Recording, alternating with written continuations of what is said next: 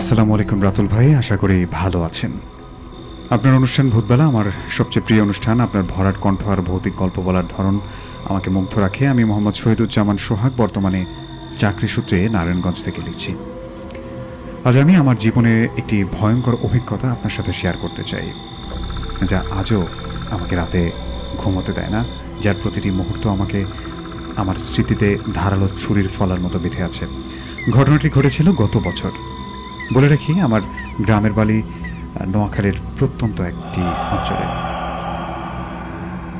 শুরুটা খুব স্বাভাবিক ছিল। আমার বাবা একদিন হঠাৎ অসুস্থ হয়ে পড়ায় আমাকে একা একা গ্রামের বাড়িতে যেতে হয়। প্রায় 10 বছর ধরে বাড়িটি খালি পড়েছিল। কেবল বছরে একবার সাফ সুতরো করার জন্য লোক যেত, কিন্তু বসবাসের জন্য কেউ যেত না। অনেক পুরনো আমলের বাড়ি ছিল, চারিদিকে ঘন ঝোপঝাড় আর বড় জঙ্গল। দিনের বেলাতেও কেমন যেন একটা চাপা অন্ধকার লেগে থাকতো চারপাশে। প্রথম 3 দিন সব কিছু ঠিকঠাক ছিল। দিনের বেলায় আমি বাড়ির টুকিটাকি কাজ সারতাম। সন্ধ্যায় আমি আমার নিজের মতো বই পড়তাম আর পুরনো অ্যালবামের পাতা উল্টাতাম। রাতের বেলা চারিদিকে নিস্তব্ধ হয়ে যেত। কেবল ঝিঝি পোকা আর 2-একটা প্যাঁচার ডাক শোনা যেত। সেই নিস্তব্ধতা যেন আরও গাঢ় করে তুলত আমার সেই একাকিত্বকে। চতুর্থ রাতের ঘটনা। সেদিন থেকে একটা অদ্ভুত বিভৎস রকমের ঘটনা শুরু হলো আমার সাথে। আমার জীবনের মোড় ঘুরিয়ে দিয়েছে সেই দিন। সেদিন রাত প্রায় 12টা। আমি শুয়েছিলাম, সবে মাত্র চোখটা লেগে এসেছিল। হঠাৎ করে শুনলাম আমাদের বারান্দায় কেউ একজন হেঁটে বেড়াচ্ছে। থপ থপ থপ। প্রথমটায় ভেবেছিলাম হয়তো কোনো বেড়াল বা বাদর ঢুকেছে বাড়িতে, কিন্তু শব্দটা ক্রমেই যেন ভারী হতে লাগলো। কেউ যেন ভেজা পা দিয়ে হাঁটছে। প্রতিটি টপ টপ শব্দ যেন আমার বুকের ভেতর হাতুড়ি পেটাচ্ছিল।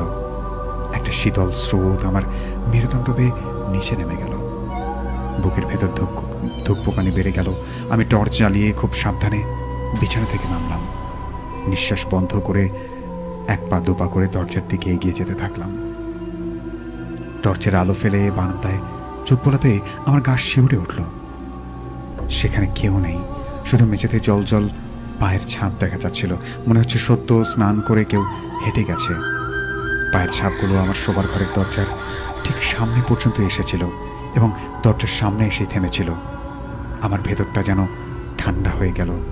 আমি তাড়াহুড়ো করে রুমের দরজা বন্ধ করে দিলাম, যেন কোনো অদৃশ্য কেউ আমার ঘরে ঢুকে পড়বে এখনই, এমন একটা অনুভূতি হচ্ছিল।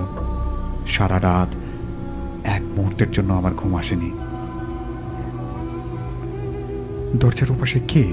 একটা কর্কশ শব্দ, বরফের মতো একটা ছায়া, এরকম একটা অনুভূতি হচ্ছিল আমার। পরের দিন রাতের ঘটনা। আগের রাতের ঘটনায় আমি এতটাই ভীত হয়ে পড়েছিলাম যে দরজা জানালা সবকিছু ভালোভাবে বন্ধ করে দিয়েছিলাম। ঘুমোতে যাওয়ার আগে ভালো করে দেখে নিলাম যে সবকিছু ঠিকঠাকভাবে লাগানো আছে কিনা। আমি বিছানায় শুয়ে কেবল চোখ বুজেছি। হঠাৎ করে শুনি খুব ধীরে ধীরে আমার শোবার ঘরের দরজা খুলছে। খসখস একটা শব্দ আমার কানে আসতেই আমার সারা শরীর যেন হিম হয়ে গেল। এরপরে একটা চাপা নিঃশ্বাসের শব্দ এলো কানে। আমার মনে হলো যেন কেউ একজন দরজা ঠিক ওপাশেই দাঁড়িয়ে গভীর মনোযোগ দিয়ে আমার শ্বাস নিঃশ্বাস নিচ্ছে। আমার গলার স্বর কেড়ে নিয়েছিল ভয়ে। অনেক কষ্টে উচ্চারণ করলাম, কে কে ওখানে? উত্তরের জন্য আমি প্রস্তুত ছিলাম না। একটা কর্কশ রুক্ষ কণ্ঠস্বর ভেসে এলো, যেন বহু পুরনো কবর থেকে উঠে আসা কোনো সত্তা ওপাশ থেকে কথা বলছে। তুমি আমার জায়গায় শুয়ে আছো? আমার হৃৎপিণ্ডও যেন গলা দিয়ে বেরিয়ে আসার উপক্রম হলো। আমি লাফ দিয়ে বিছানা থেকে নেমে পড়লাম এবং চরম সাহস সঞ্চয় করে সজোরে দরজা খুলে দিলাম। কিন্তু এবারও সেখানে কেউ ছিল না। দরজার বাইরে মেঝেতে ছড়িয়ে পড়া ছিল লম্বা কালো সাথে কিছু চুল। সেগুলো দেখে আমার কেমন জানি বমি পেল, কিন্তু সাথে একটা অদম্য কৌতূহল আমাকে জাপটে ধরল। হাত বাড়িয়ে সেই চুলগুলো স্পর্শ করতেই আমার যেন বরফের মতো শীতল একটা হাত আমার গলা সজোরে চেপে ধরলো। আমি নিঃশ্বাস নিতে পারছিলাম না। চোখ দুটো উল্টে যেতে লাগলো। আমার মনে হলো আমার শরীরের সব শক্তি নিমেষেই শেষ হয়ে যাচ্ছে। শেষবারের মতো চিৎকার দিতে চেয়েছিলাম, কিন্তু কোনো আওয়াজ বেরোলো না। অন্ধকার আমার চোখে যেন নেমে এলো। আমি অজ্ঞান হয়ে মেঝেতে লুটিয়ে পড়লাম।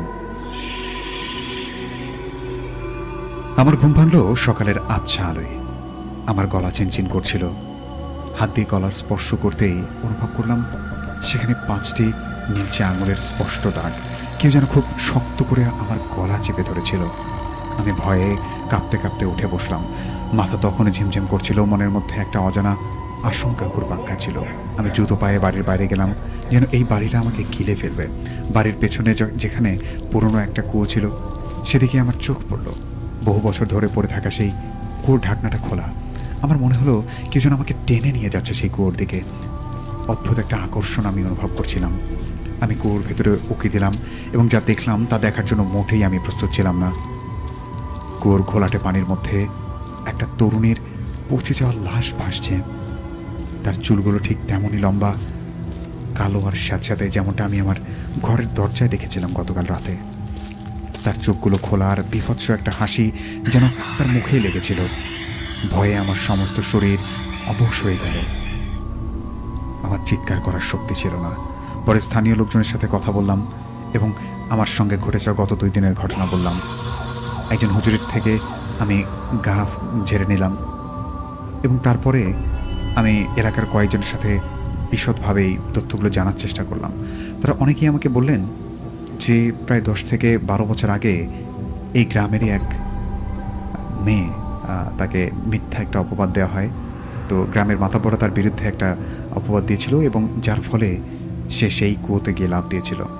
অনেকদিন সেই কুয়ো থেকে পানি না তোলার ফলে কেউ সেখানে যায়নি এবং অনেকেই ভেবেছে যে হয়তোবা হারিয়ে গেছে, তার কোনো খোঁজ মেলেনি। সবাই ভেবেছিল সে হয়তোবা এই অপবাদ সহ্য করতে না পেরে পালিয়ে গেছে, কিন্তু অনেকদিন পর তার লাশ সেখানে পাওয়া যায়। এবং সেদিনের পর থেকে আমি জানি অন্ধকারে কেউ আমার দিকে তাকিয়ে আছে। হয়তো সেই তরুণীর আত্মা যে স্থান দখল করার জন্য প্রতিশোধ নিতে চায়। আজও রাতে শোবার সময় আমি দরজার ফাঁক দিয়ে একটা চোখ দেখতে পাই। সেই চোখ যে আমাকে নিরন্তর অনুসরণ করে চলেছে। মাঝে মাঝে গভীর রাতে বিছানার চারপাশে আমি অদ্ভুত ঠান্ডা বাতাসের স্পর্শ পাই। আমার মনে হয় কেউ যেন আমার কানে ফিসফিস করে বলছে, তুমি আমার জায়গায় শুয়ে আছো। এই ভয় আমার নিত্যদিনের সঙ্গী হয়ে গেছে। রাতুল ভাই, আমি জানি না এই ঘটনার কোনো ব্যাখ্যা আছে কিনা, কিন্তু বিভৎস এক অভিজ্ঞতা আমার জীবনটাকে পাল্টে দিয়েছে। আজও আমি ওই গ্রামের বাড়িতে যাওয়ার সাহস পাই না। আপনার শ্রোতাদের কাছে আমার এই গল্পটি শেয়ার করতে চাই, যেন তারাও বুঝতে পারে কিছু কিছু ঘটনা মানুষের কল্পনার বাইরে হয়। রাতুল ভাই, যদি ঘটনাটি ভালো লাগে পড়ে শোনাবেন। অনেক অনেক ধন্যবাদ। মোহাম্মদ শহীদুজ্জামান সোহাগ, নারায়ণগঞ্জ।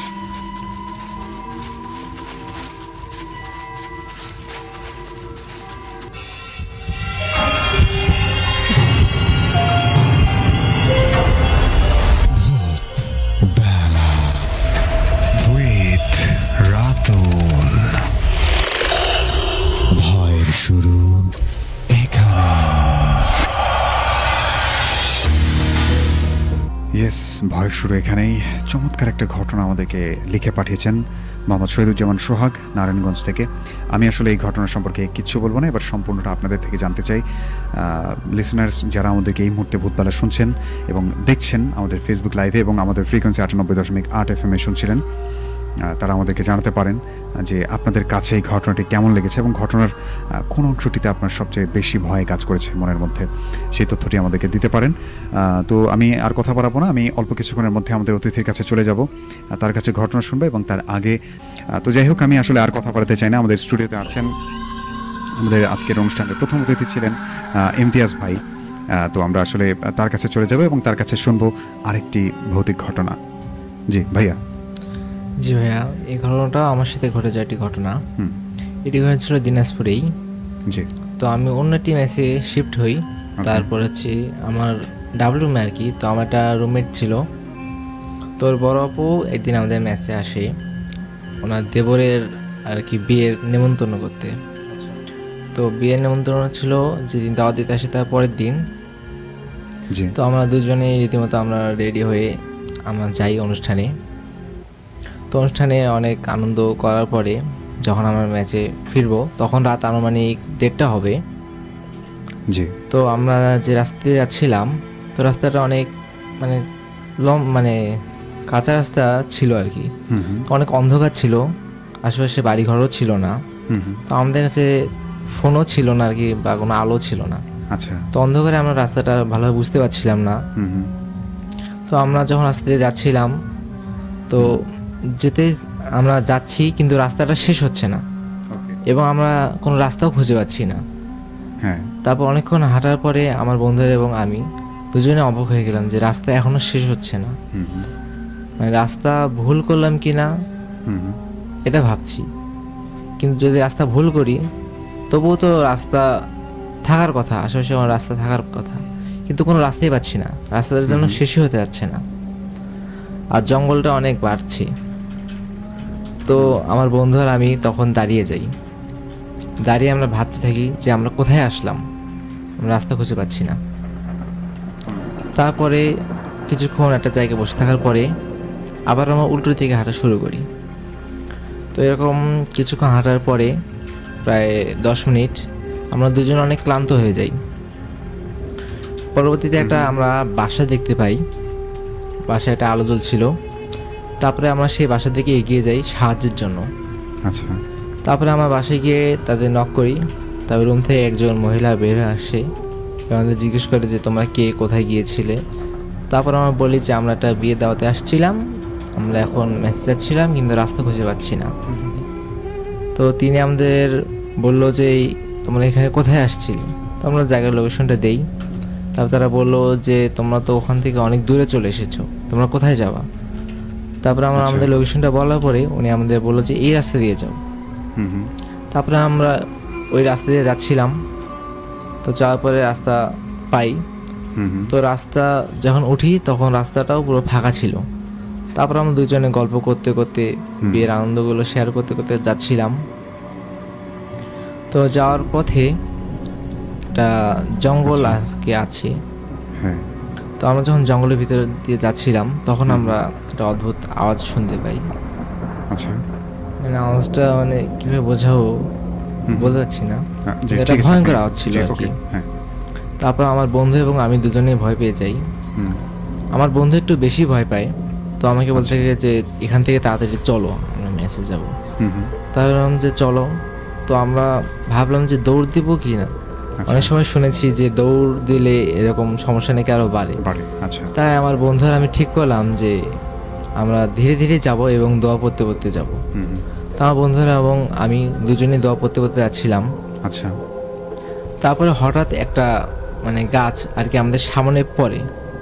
তো আমি ছোটবেলায় শুনেছিলাম আমার দাদির কাছ থেকে যে এরকম বাঁশ বা কোনো গাছ পড়লে তার উপর দিয়ে না যেতে বা তার নিচ দিয়েও না যেতে, কারণ অনেক সময় খারাপ জিনের রাজা থাকে, তারা ক্ষতি করার জন্য এই কাজটা করে। তারপরে আমার বন্ধুরা এবং আমি দুজনেই দাঁড়িয়ে যাই। তারপরে আমরা বলতে থাকি যে আমি বলছিলাম যে আপনি যেই হন আমাদের কোনো ক্ষতি করবেন না, আমরাও আপনার কোনো ক্ষতি করিনি এবং করব না। তারপরেও বাসটা উঠছিল না।